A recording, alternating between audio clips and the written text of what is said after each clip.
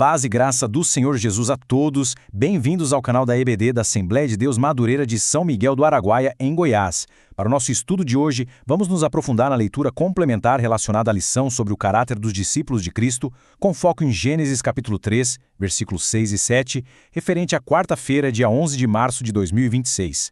Bem, para compreendermos a essência do novo caráter que um cristão recebe em Cristo, é fundamental, é indispensável que voltemos ao ponto de partida. Precisamos examinar com cuidado aquele momento exato em que a natureza humana foi fraturada. Nossa análise, portanto, começa lá atrás, no Jardim do Éden.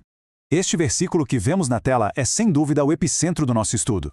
Não estamos falando de um simples deslize, de um equívoco. Estamos falando do ato consciente de desobediência que redefiniu por completo a condição humana e que abriu as portas para o pecado no mundo. Cada palavra aqui tem um peso monumental. Vamos analisar a progressão, a metodologia do pecado, que fica bem clara aqui. Primeiro, a observação, o olhar que despertou a cobiça. Depois, o desejo, mas um desejo específico, o de buscar entendimento por conta própria, apartado de Deus.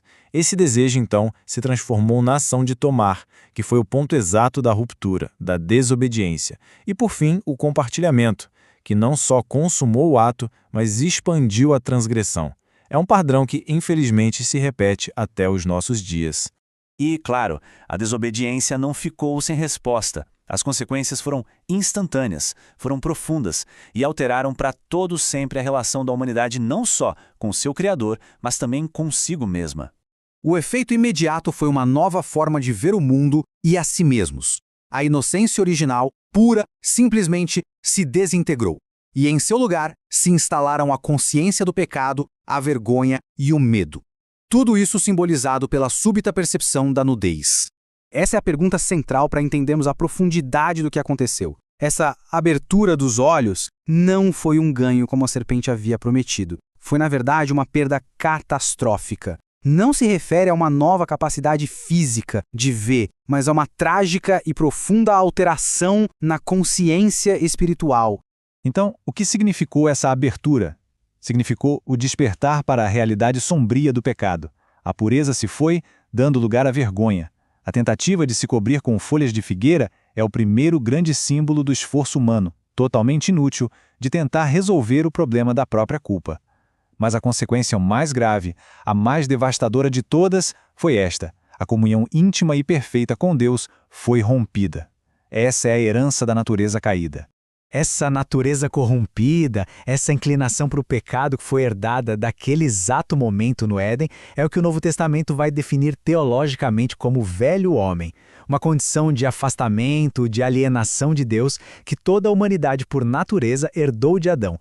E este quadro que vemos agora revela um contraste absoluto. De um lado temos o velho homem, que nasceu lá em Gênesis e é detalhado em Efésios, corrompido, enganado, desobediente. E do outro lado, a sua completa oposição, a nova criatura em Cristo criada para a obediência, com um entendimento renovado. A passagem de uma condição para outra é, de fato, o coração da mensagem do Evangelho. Diante de um problema de proporções tão gigantescas como a queda, a solução de Deus não poderia ser um simples remendo, uma reforma. Deus apresentou a resposta definitiva, não uma melhora do velho caráter, mas uma transformação radical e completa por meio de Jesus Cristo. O texto áureo da nossa lição resume essa verdade poderosa de uma forma incrível. Estar em Cristo não é só uma metáfora bonita, é estar em uma nova realidade, uma nova esfera de existência. A natureza do velho homem é deixada para trás. Perceba, não se trata de melhorar o que já existia, mas de receber algo que é inteiramente novo. E aqui, nós chegamos a uma verdade que não pode ser contornada, a verdade aplicada da nossa lição. A transformação de caráter não é um acessório na vida cristã, um complemento. Ela é a própria evidência do novo nascimento. Uma fé que não resulta em um caráter transformado é, no mínimo, uma fé que precisa ser questionada. E como a conclusão da nossa lição bem nos lembra, essa mudança é profunda, ela não é superficial. Ela começa por dentro, na mente, na nossa forma de pensar e se manifesta de forma concreta do lado de fora, no nosso modo de agir. É o resultado inevitável de uma vida de fé em união com Cristo, onde o Espírito Santo tem a liberdade para nos moldar à imagem dele.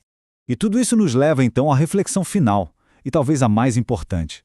A teologia precisa se tornar prática. A pergunta que cada um de nós deve se fazer com total honestidade é esta: de que maneira a renovação da minha mente em Cristo está de fato e ativamente moldando meu caráter e as minhas ações no dia a dia? Que a graça e a paz do Senhor Jesus seja com todos vocês.